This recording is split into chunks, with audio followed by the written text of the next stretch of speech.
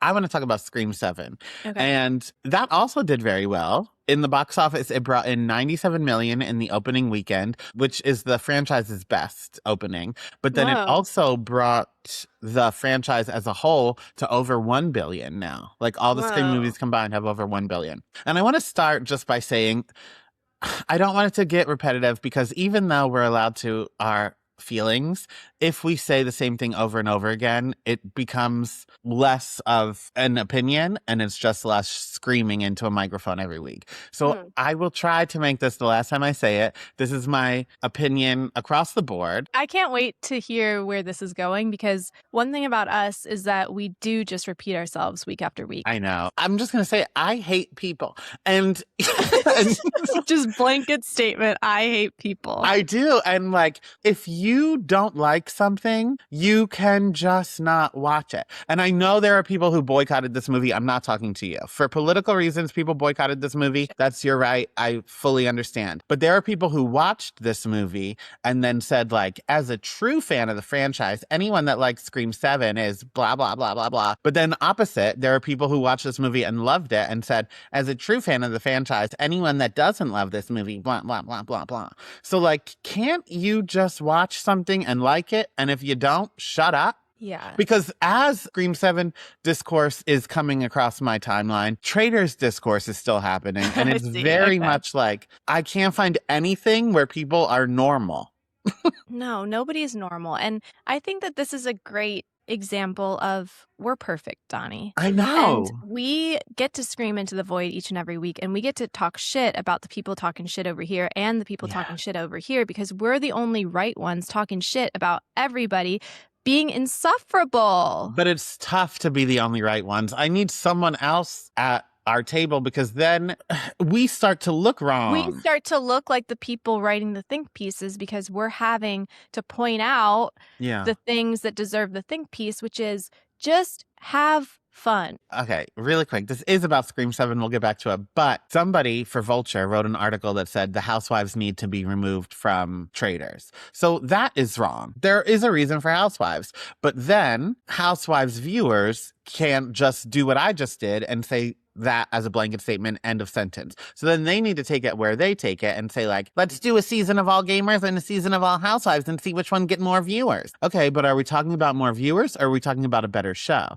Because if you put all housewives in that house, they're not going to be able to finish any competition. They're going to end that season with $5 in that bank. It's going to be an ultimate girls trip. Yeah. And then housewives do bring the drama in a way that's necessary. So if you have all gamers, it will just be a season of the challenge. Yeah, the magic of the show is the melding of different worlds because then it keeps everybody on their toes. Now, I might play devil's advocate and say, let's do an all season of housewives because it would force them to have to sink or swim.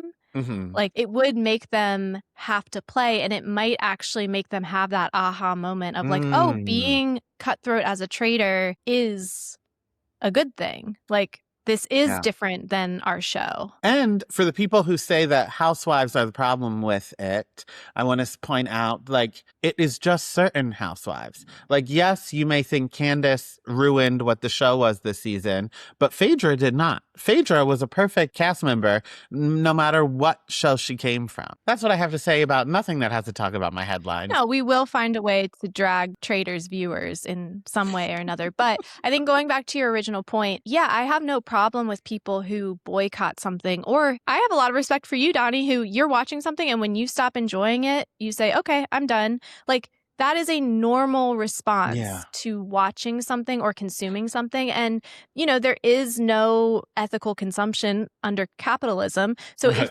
you want to boycott something or if this is how you're making your difference of saying I'm not watching Scream 7 because of these very valid reasons, great. Then that is a way for you to say I'm not going to be engaging in this discourse. But it's when people tune into something that they know they are morally against or they are going to be triggered by or they are simply just not enjoying. That's how I felt about the freaking Love Island fans. I'm like, do you like this show? Or Yeah. are you being Clockwork Orange and somebody's holding your eyes open and making you watch Two Girls, One Cup? Like, it doesn't seem like you're into it. Why are you watching? Exactly. The people boycotting, I am also fine with, like, if you're on your high horse to tell me I'm a bad person for watching, I'm okay with that. But it's the people watching and saying, like, this is just so poorly written that if you like it, da da da da da da. But then the opposite is saying the same. This is really shady of me, and I'm so sorry because usually we don't talk shit about our listeners. I'm about to. And Cutie, if this was you, thank you for your listens, but this was really weird. Do you remember during the Spotify Wrapped? Like when people are posting like, oh, I listened to your show, you're in my top Spotify Wrapped. There was somebody who tagged us and we were their #1 show in Spotify Wrapped. And she tagged us, but she said something like, Chelsea and Donnie, you need to get off of Spotify. Spotify funds this, and this. They're unethical. Yeah. First of all, I understand that. Yes, you should avoid Spotify if you can. And also, we're with a network, and also our show is just distributed. We can't really pick and choose. That's not how it works behind the scenes. But also, and I didn't say this, so now I guess I'm just subtweeting them. You posted your Spotify Wrapped where we were the top show and you listened for 1,000 minutes this year, which means you have Spotify. So that's how I feel when somebody watches something to then tell other people, like, well, you're not good people for watching this. You watched it too, bitch.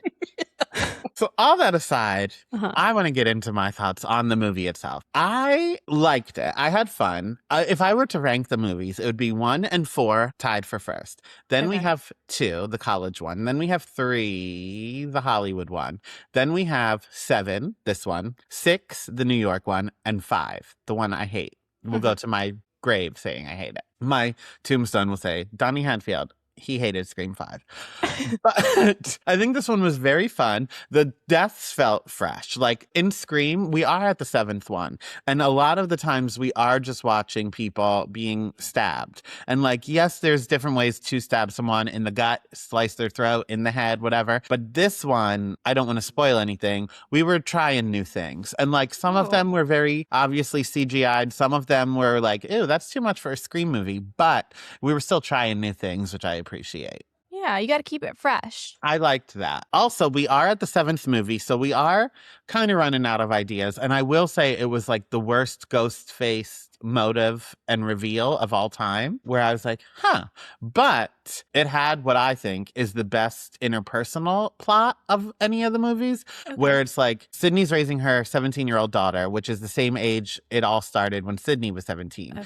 So that is already triggering to Sydney, but she has done such a good job of sheltering her daughter from all of this and protecting her in that way that now the daughter is not protected in a way to like actually fight Ghostface because Sydney has hidden her from it. Whereas like Sydney's daughter's name is Tatum and she doesn't even know like why. She doesn't know who Tatum was and the importance of that was a victim. Da, da, da, da, da, da. I could have watched a movie with no kills at all for 2 hours just about that.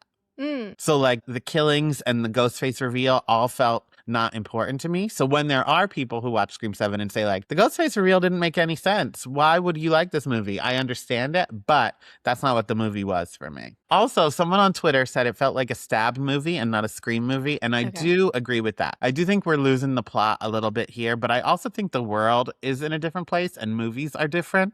And like the tone of the first 2 isn't what the franchise has been for a long time. And like it did feel very different in such a way where like the twins, Mason Gooding and his twin sister, they fit more in this one than I thought they did the last 2. Like I thought the whole cast was insufferable in 5 and 6, but in this one they kind of fit.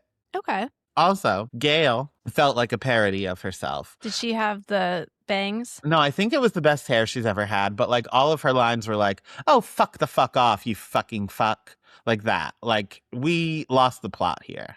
I can't wait for the new Scary Movie.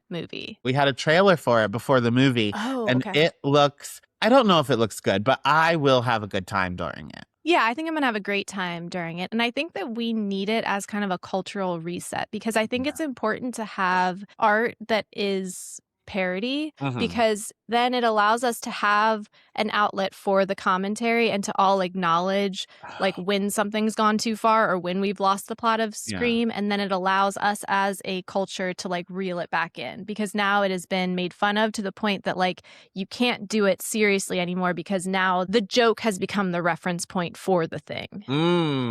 I like that. Yeah. That's the next thing I wanted to talk about, though. The trailer for Scary Movie 6 came out. First thing I noticed was that when they showed Regina Hall, she was in a nurse's uniform with a bob. Anyone that knows that Regina Hall will be Ma. Don't make me drink alone. I know. Now, it probably will only be for like 3 lines. I'm sure that's not the plot by any means, but we can hope.